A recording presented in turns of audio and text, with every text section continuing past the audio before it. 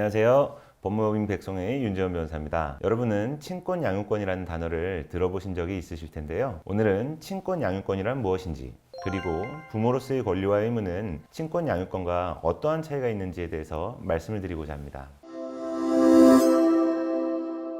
친권이라는 것은 자녀의 양육에 관한 사항과 재산에 관한 사항을 포괄합니다. 그중 양육권에 관한 사항으로는 보호교양에 관한 권리, 거소를 지정할 수 있는 권리, 훈육을 할 수 있는 권리, 자녀의 인도를 청구할 수 있는 권리가 있습니다. 재산에 관한 사항으로는 자녀의 재산을 관리할 수 있는 재산관리권, 자녀를 대리하여 행위할 수 있는 법정 대리권, 자녀의 경제활동을 유효하게 할 수 있는 동의권이 포함됩니다. 민법에서는 친권자를 지정함에 있어 자녀의 복리를 최우선으로 하여야 한다고 규정하고 있습니다. 그런데 실무적으로는 부부가 이혼하는 경우 엄마가 자녀를 양육할 수 없는 특별한 사정이 없다면 대부분의 경우에는 엄마에게 친권 및 양육권을 부여하고 있습니다. 아무래도 엄마가 자녀를 잉태하여 출산을 하였다는 생물학적인 요소, 그리고 아빠보다는 엄마가 자녀와 함께 많은 시간을 보내는 것이 일반적이고, 이혼 이후에도 그러한 상황을 유지시켜주는 것이 아이에게 안정을 줄 것이라는 정서적인 요소 등이 고려되고 있는 것 같습니다. 물론 엄마가 알코올이나 약물에 중독되어 있거나 정신병이 심각하게 있다거나 수차례의 범죄를 저질러 불안정한 상태에 있는 경우 등에는 아빠에게 친권 양육권이 부여되는 경우도 있습니다.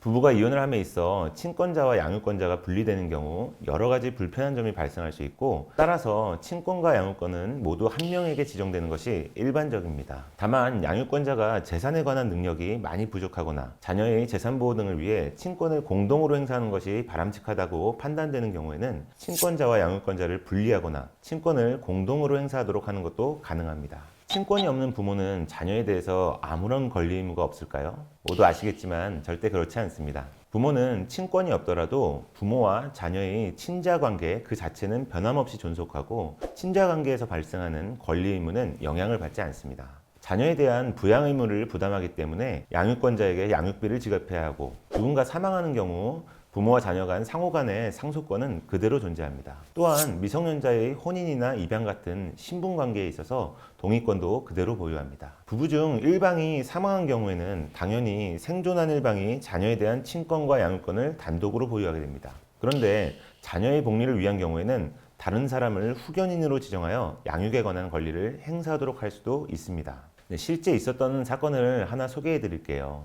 엄마가 암으로 투병 생활을 하던 중 아빠가 가출을 했고, 투병 생활을 하던 엄마의 생활비를 지원하거나 도움을 주지 않았고, 딸에 대한 양육비만 지급을 하였습니다. 결국 엄마의 아빠, 즉 외조부가 함께 생활하면서 엄마의 투병 생활을 돕고 딸을 키웠습니다. 결국 엄마는 아빠를 상대로 이혼 소송을 청구했는데, 이혼 소송 중 엄마가 사망하게 되었습니다. 이에 따라서 아빠가 단독으로 딸에 대한 친권과 양육권을 보유하게 되었고, 외조부인 장인을 상대로 딸에 대한 인도를 청구하게 됩니다. 그런데 당시 딸은 어느덧 초등학교 5학년이 되었고, 아빠가 아픈 엄마를 돌보지 않아 엄마가 너무나 힘들게 사망했다는 점에서 아빠에 대해 매우 강한 적개심을 갖고 있었습니다. 결국 법원은 아빠가 친권 자체는 보유를 하되 양육권은 제한을 했고, 외조부를 후견인으로 선임해서 양육에 관한 전권을 행사하도록 해주었습니다. 자녀에 대한 복리가 최우선이기 때문에 법원으로서는 딸의 입장을 잘 살펴주었던 것 같습니다.